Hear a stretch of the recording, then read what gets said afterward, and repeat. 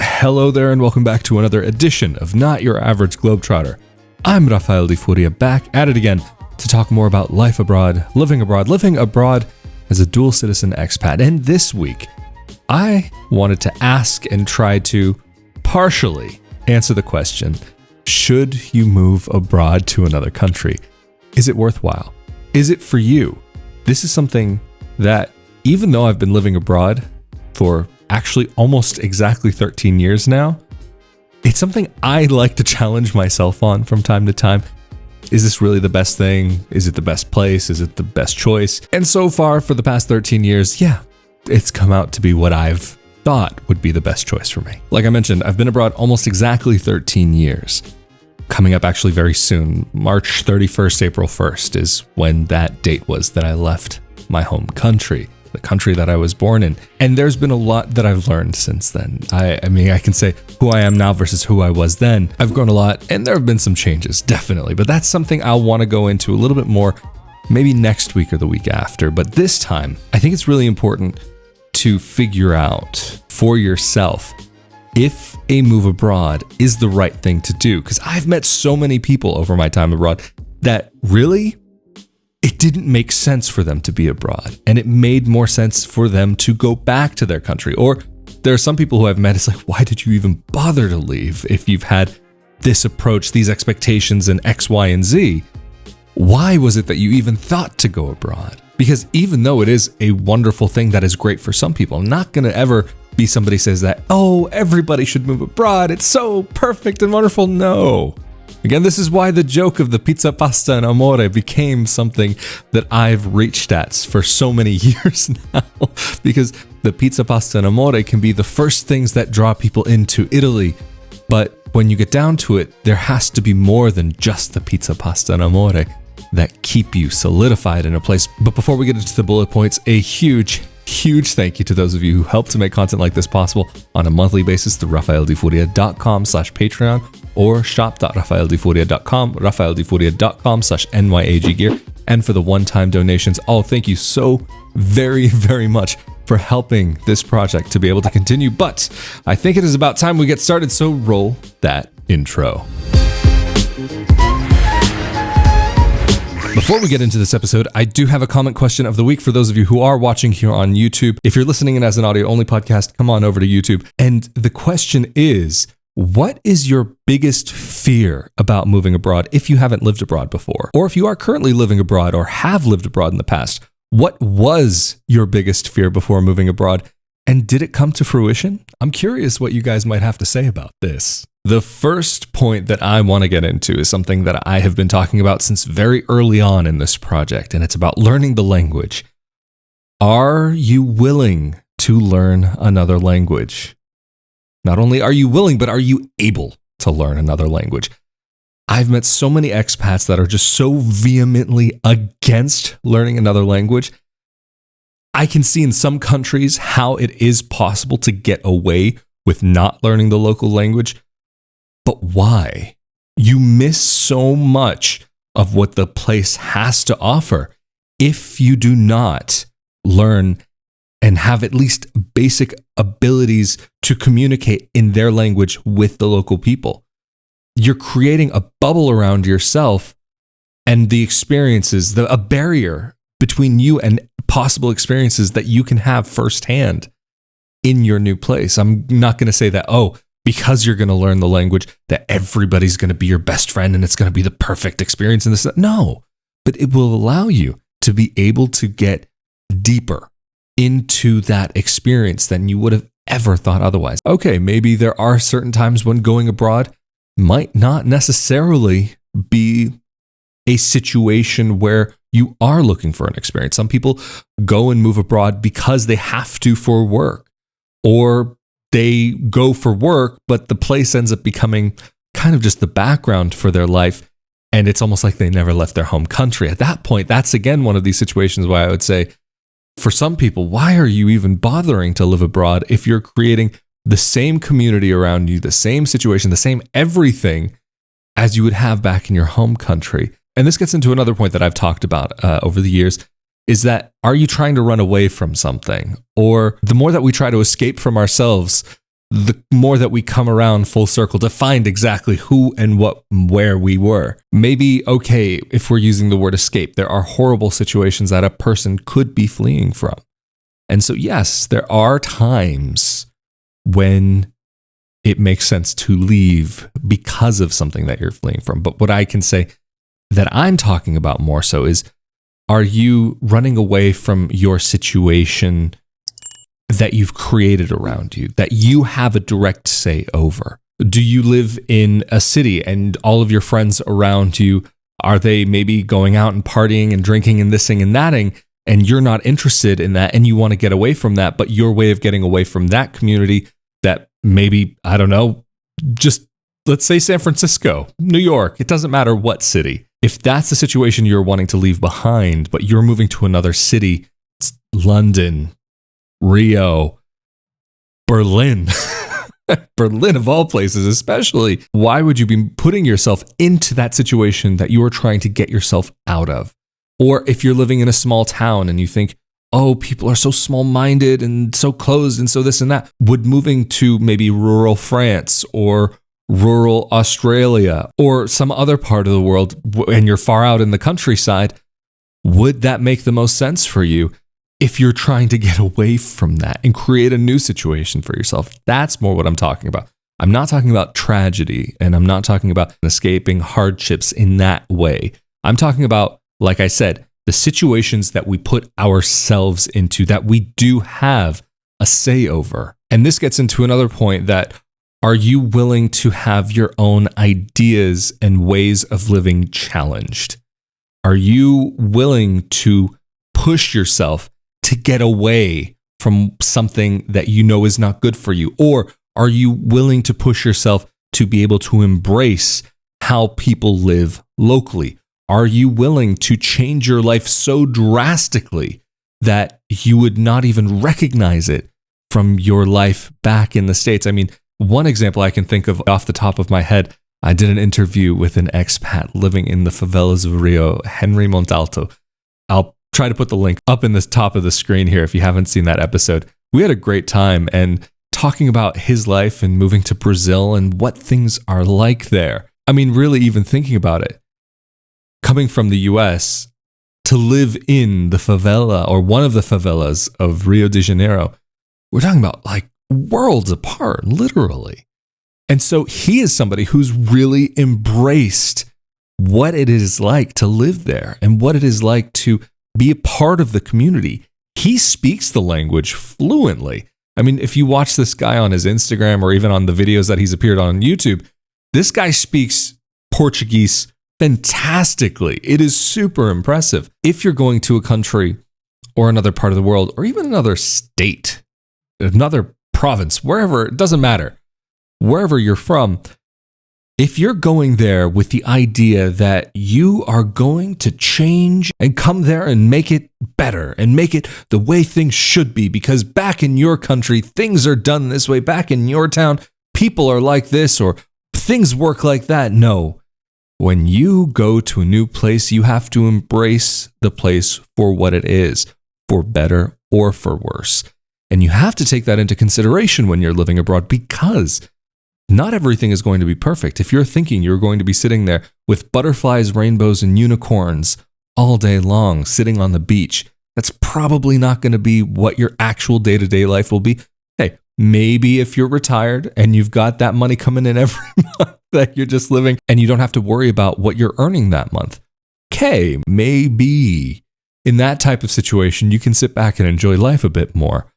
But even then, you still have the daily realities of maybe getting things set up legally or otherwise, medical or even telephone, internet, whatever it might be. There are daily interactions that are necessary, and not all of those interactions and things that you have to accomplish will go smoothly. Some may go perfectly, some may go amazingly, but rarely ever does everything in life go 1,000,000% perfectly. There will be some bumps in the road, and that's okay. It's all part of the greater experience. Because again, like I was saying, you can't go into a new part of the world thinking, I'm going to change it and make it better, and things don't work, and this and that, and bah. No. when you are going to another country, you are the guest, not the host. But to get into the next point, which is tied in with this last one, are you legally able to relocate? Are you able to go and make that life for yourself abroad? Are you only going to be able to stay in a place maybe 3 months as a tourist, or 6 months, or 12 months, depending on your passport and the country that you're going to? These situations may come up. Even I can say the amount of Americans that I've heard of that go to Mexico and they don't think about visas, they don't think about anything. They just go and show up and end up residing there illegally. Huge, crazy amounts. I'm not going to get into the specifics in this episode, but I always kind of think it's hilarious, especially growing up in the States. There were always these complaints about, oh, people coming to the country illegally and this and that and the other. But then for some of those same people going to another country, they wouldn't take those steps for them to be legally allowed to remain in that place. So you have to consider, especially if you have to work, especially if you are going to be participating in daily society, can you earn money? And can you earn money legally? Your ability to earn money legally, especially in a place like Europe, will definitely have a major effect on daily life. I mean, even again, something as simple as maybe getting like a phone, some type of phone service, or to get an apartment to rent. Your options will be extremely narrow if this is something that you can't accomplish. And so you have to figure out, what are your legal pathways in, and how can you make that work? In some countries, maybe like Portugal, they have abilities for digital nomads to come and be here. Or even Italy is starting to work on that as well. But what used to be the situation in Italy is that some people just had no legal ability to really stay there.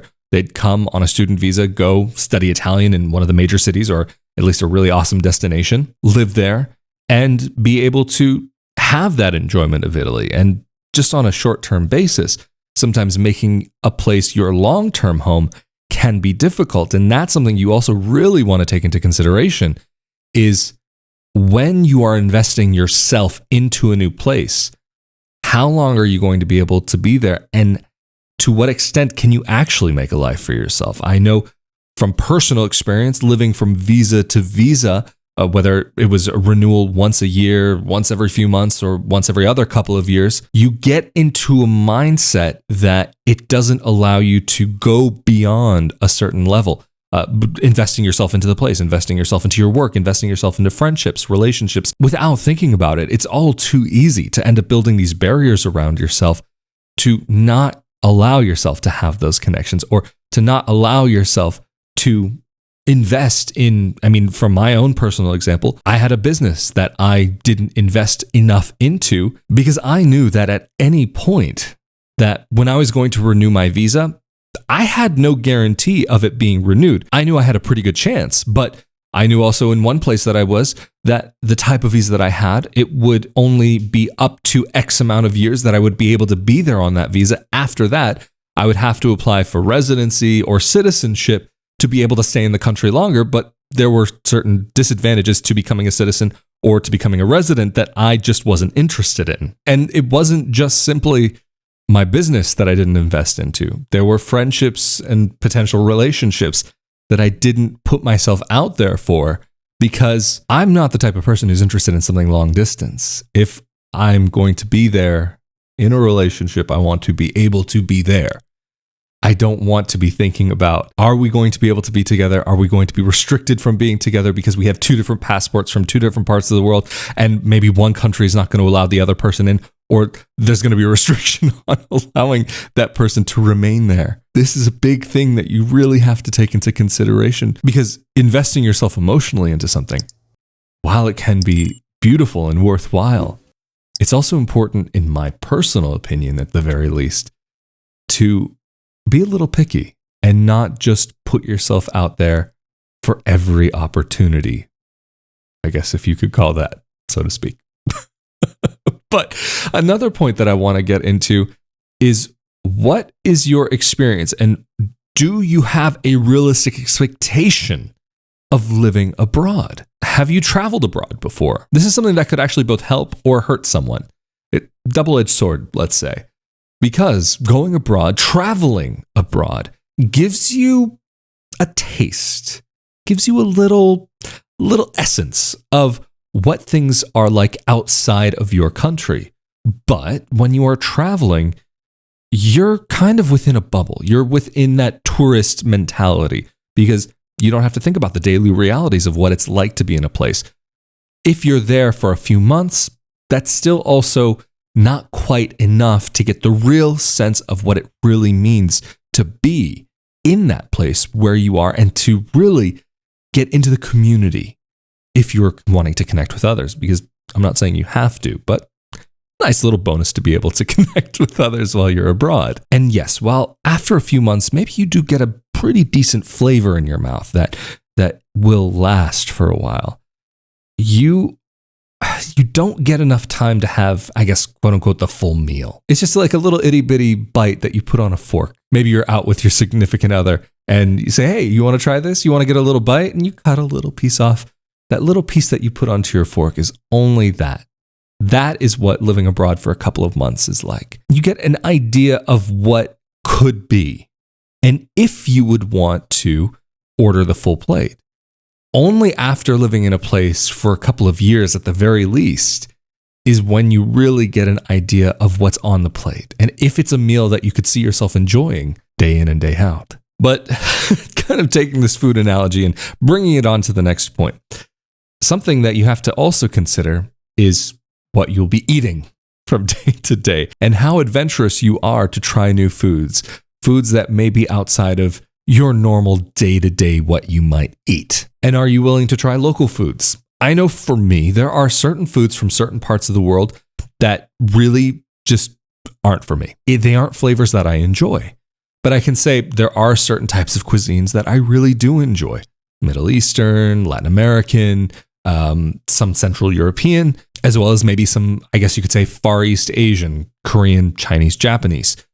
But when you get into other parts of the world, like maybe for me, even though I might say enjoy some Central European dishes and Southern European dishes, maybe there are some Northern European dishes that might not quite be what I would be so crazy about, or there might be some Central and South American dishes that are from some areas that I would be more interested in than maybe some others. So I know for me, going to a country maybe like Thailand, Vietnam, India, even though the foods are very different from one another, I don't think for me that they would be something that I could see myself eating on a regular day-to-day basis, that I could truly embrace. So that would be a shame to go to a place and not be able to fully embrace it. Whereas say if you drop me in the Middle East, oh, I'm going to have a party. It's going to be fantastic. I'm going to have a great time. When it comes to those foods, I'll be very happy and I know I'll be able to get by day to day and not have to think about it. That's something I will be able to embrace and really be able to take on and enjoy. I mean, because even say when you're going abroad and say, like me, I enjoy a good burger from time to time. Although I was thinking about this recently, I haven't had one in probably a few months now, which is kind of shocking for me that I haven't. But Portuguese food for me is so enjoyable. I haven't had the desire to go that direction because there's so much more to explore that I really enjoy. Because again, like you put me in Portugal, I'm going to be really happy with the experiences culinary wise that I can have. So at least from what is appetizing and appealing to me, I'm not going to go hungry. I'm not worried about that. Whereas I know there are some people who come to this country or other countries and they arrive and they say, oh, the food looks like this or it looks like that, or it has the fat and the meat and the sausage and or, oh, it's this kind of spice or this or that. At that point, it's again like, why are you abroad? Why aren't you there? If you're there, what is your reason to be there? You may as well be back at home going to a TGI Fridays. Not that there's necessarily anything inherently wrong with that. I mean, ain't nothing wrong with a little TGI Fridays from time to time. But if you're going to be moving abroad and you have to have your Mickey D's every day and your fries have to be extremely salty and you will only eat a fry if it has ketchup and you're not willing to accept any of the local cuisine, what are you doing there? I mean, and again, I'm not saying this to embarrass anybody. I'm just saying from a practical perspective, you need to eat. Food is important. Food is a necessary part of life. But to be able to purchase that food, to be able to eat, it is necessary to be able to support yourself. So let's get into the next point.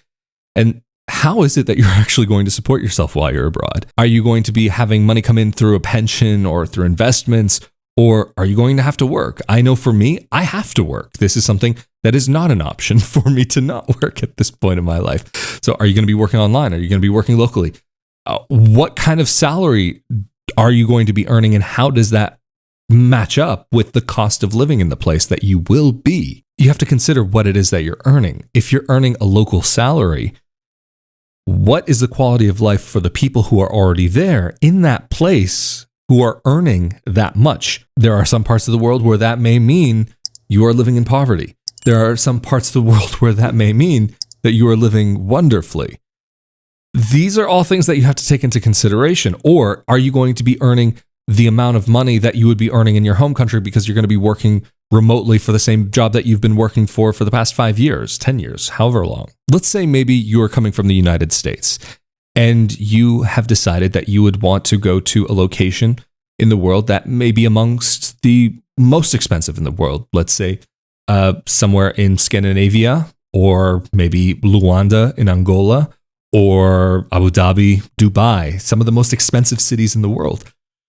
You might be pushing what it is that you can actually get by with, that your money at the end of the month, even if it might be good where you come from, you might be having a little bit of a struggle depending on how much it is that you're earning. Whereas if you are earning that same amount of money and you decide to go somewhere else, like let's say Portugal, Italy, Greece, Italy might not be the best example here, but that money could potentially go a lot further, even with the conversion between the euro and the dollar. You're going to be losing a bit there. And then certain things may cost you more when you're abroad than when you're back in the States. But since I'm living in Portugal now, and I have lived in Italy in the past, let's use these countries as the example here. If you are living in either country and you are earning, like I've said a million times, an American income, a German income, or an Australian salary, or an Austrian salary, even for that matter, your life will be quite comfortable in these places. You'll probably be quite a bit more comfortable than people who are from there might be. These are things that you have to take into consider. What is your lifestyle currently like, and how much of that lifestyle will carry over to your new country? How much will your apartment cost? How much will your food cost? Are you somebody that goes out? Do you drive and have a car? Do you need to go out and party? Do you need to stay home? Do you buy electronics? Do you buy sports equipment? What are those expenses that you have throughout the year, from month to month, week to week, day to day? And how will that differ from maybe another part of the world?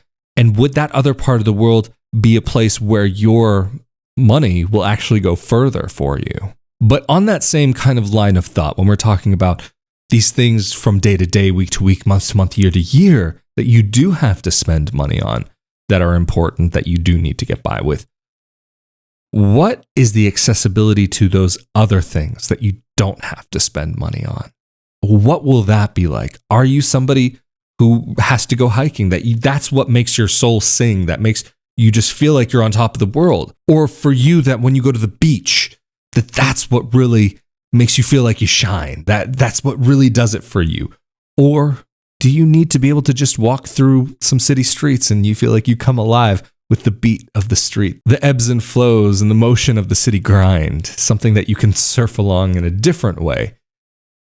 What is it that you need, and will you have access to it in the place that you're aiming for? I mean, I have a family member, for example.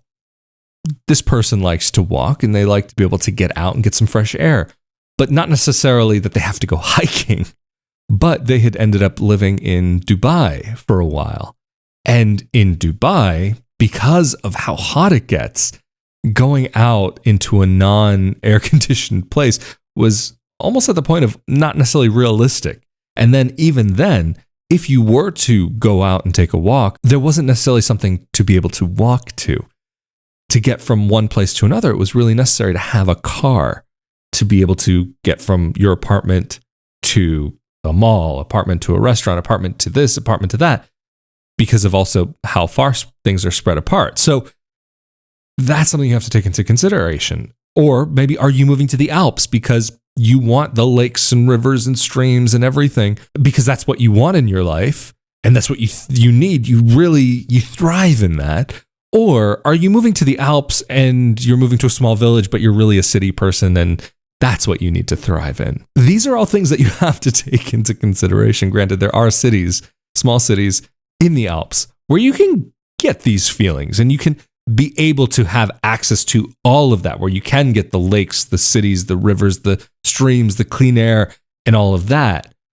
But these are things that you do need to be able to look into. So I'm not trying to answer the question for you, is moving abroad right for you? This episode is really here to serve as, I guess, an inspiration or a kickoff point for some things to think about before you're even moving abroad, before you're getting into that, or even if you're already living abroad, so that you can think about it and question yourself if you're in the right position, in the right place for yourself. Because you've moved to one place doesn't mean that you have to stay there. It doesn't mean that you're locked into this choice forever. Okay, granted, if you've married a local and you have family, kids, and everything there, then yeah, okay, some of these things might be a little bit more difficult, but that's also something you have to take into consideration anyway.